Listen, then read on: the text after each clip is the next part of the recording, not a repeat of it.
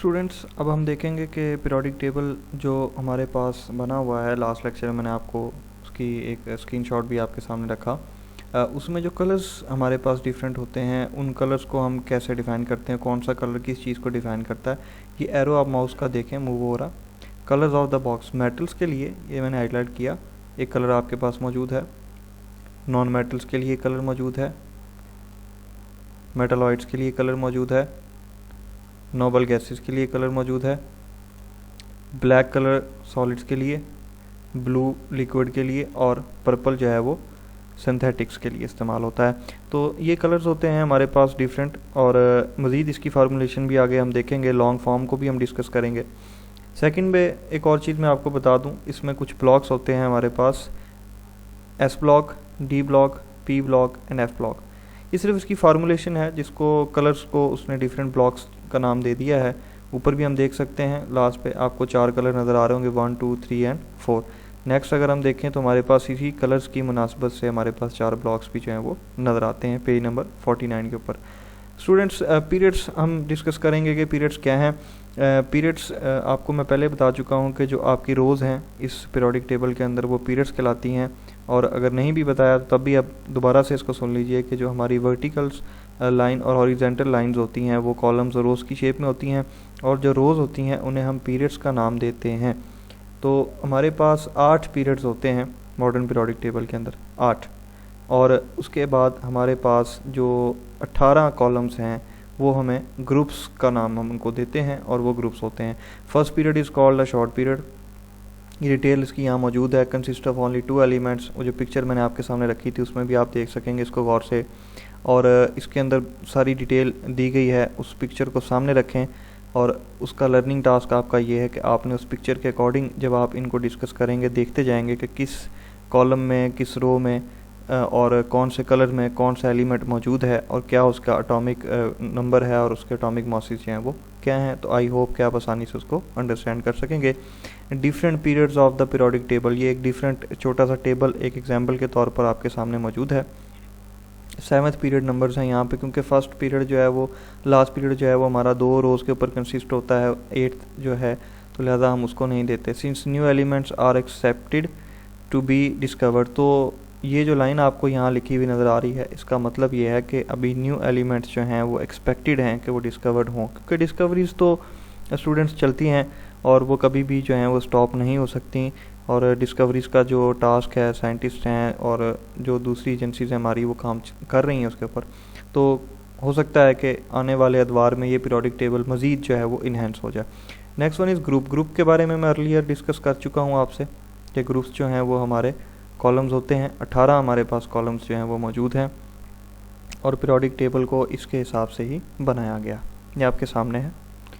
इसके साथ स्टूडेंट्स मैं आपको बताऊंगा कि आपका लर्निंग और अंडरस्टैंडिंग के बाद आपके राइटिंग टास्क क्या होंगे, वो भी उसके वाले से ही परेशान मत हो। नेक्स्ट हमारे पास एक लॉन्ग क्वेश्चन है, periodicity of the properties, page number 51 पे आपके पास। ठीक है स्टूडेंट्स, ये क्या चीज़ है इसको थोड़ा सा डिस्कस कर देते हैं आपसे। इसका कॉन्सेप्ट ये है कि आप तमाम स्टूडेंट्स अर्लियर इसको 7 और 8 स्टैंडर्ड में भी डिस्कस कर चुके हैं, अर्लियर यूनिट्स में भी डिस्कस हम कर चुके हैं कि जो एटम्स होते हैं वो बहुत छोटे होते हैं। They don't have defined the boundaries that fix there size. कोई बाउंड्रीज नहीं है उनकी जो उनका साइज़ जो है वो उसको डिस्क्राइब करें। So it is difficult to measure the size of an atom. तो ये एक बहुत मुश्किल टास्क। सो होता ये है कि जो कॉमन मेथड है उनका साइज़ डिटरमाइन करने का एटम का, वो ये होता है कि उसको अज्यूम कर लिया जाता है एक स्फेयर की शेप में। ये आपके पास एक फिगर बना हुआ, ये देख रहे हैं, एक स्फेयर की शेप में इसको खुद से अज्यूम कर लिया गया है, फ़र्ज़ कर लिया गया।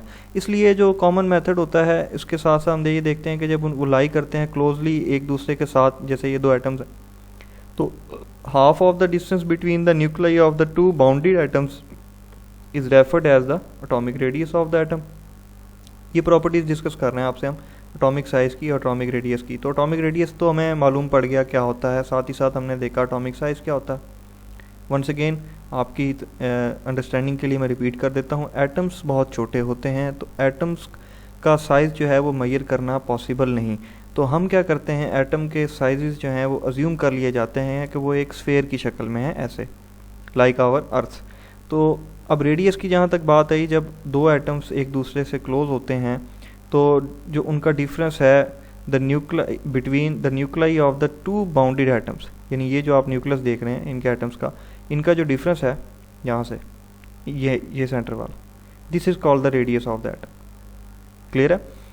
अच्छा, अब इस फिगर को आपने प्लॉट आउट भी करना है। जब आपको राइटिंग टास्क मैं बताऊंगा तो साथ आपको ये भी प्लॉट करना पड़ेगा। नेक्स्ट वन हम स्टूडेंट्स देखते हैं शील्डिंग इफेक्ट हमारे पास क्या है। Electrons present between the nucleus and the outer most shells of an atom. जो इलेक्ट्रॉन्स होते हैं, all of us knows that they present between the nucleus and the outer most shell of the atom, reduces the nuclear charge felt by the electrons present in our outermost shell। तो attractions जो होती है outer electrons की toward nucleus, यानी ये जो आप figure देख रहे हैं ये वाला, ये जो आउटर शेल में इलेक्ट्रॉन्स होते हैं इनकी जो कशिश होती है towards the nucleus of an atom, ये रिड्यूस होती है because of the presence of inner electrons. यहाँ पर जो इलेक्ट्रॉन्स मौजूद होते हैं अंदर, इनकी वजह से ये कम होना शुरू हो जाती है। As a result valence electrons experiences less nuclear charge than that of the actual charge, which is called the effective nuclear charge. It means that the electron present in the inner shell screen or shield the force of attraction of the nucleus felt by the valence shell electrons. This is called the shielding effect.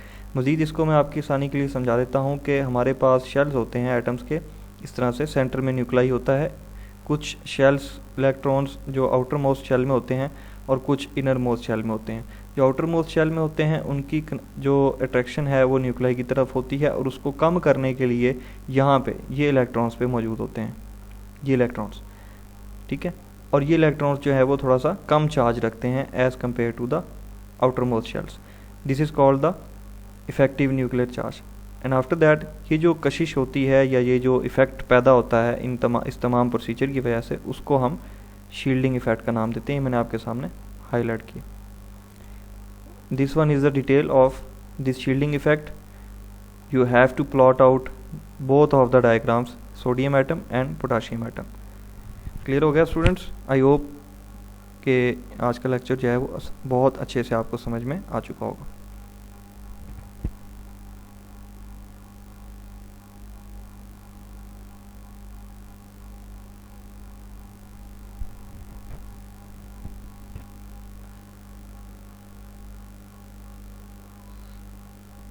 ये students अब हम move करते हैं page number 54 की तरफ। Electron affinity क्या चीज़ है? Electron affinity की डेफिनेशन यहाँ पे मौजूद है। Electron affinity means amount of the energy released when an electron is added to the outer most shell of an isolated gaseous atom. यानी जो एटम है हमारा गैसियस एटम है, आइसोलेटेड सिस्टम है, जब उसमें कोई इलेक्ट्रॉन ऐड होता है तो जो एनर्जी रिलीज़ होती है उसके एडअप होने से, उसे हम इलेक्ट्रॉन एफिनिटी का नाम देते हैं। एक एग्जाम्पल यहाँ मौजूद है आपके सामने, इसको हम एरो की मदद से देखते हैं। ये देखें, ये नज़र आ रही होगी हमें। क्लियर है स्टूडेंट्स? ये वाली एग्जांपल पेज नंबर 54, ये भी हमने राइट भी करनी है और इसको लिखना भी है। साथ ही साथ अब हम नेक्स्ट अपने टॉपिक की तरफ मूव करते हैं। And our next topic is electronegativity. एक डेफिनेशन यहाँ मौजूद है इलेक्ट्रोनेगेटिविटी की। बहुत सिंपल अल्फ़ाबेट्स इसमें यूज़ किए गए हैं, बहुत सिंपल वर्ड्स हैं इसमें। The ability of an atom to attract the shared pair of an electrons towards itself in a molecule is called the electronegativity. Means किसी भी एटम की जो एबिलिटी है जो अट्रैक्ट करती है पेयर ऑफ इलेक्ट्रॉन्स को, सिंगल इलेक्ट्रॉन नहीं, पेयर ऑफ इलेक्ट्रॉन्स को टुवर्ड्स इटसेल्फ, अपनी तरफ, in a molecule is called electronegativity.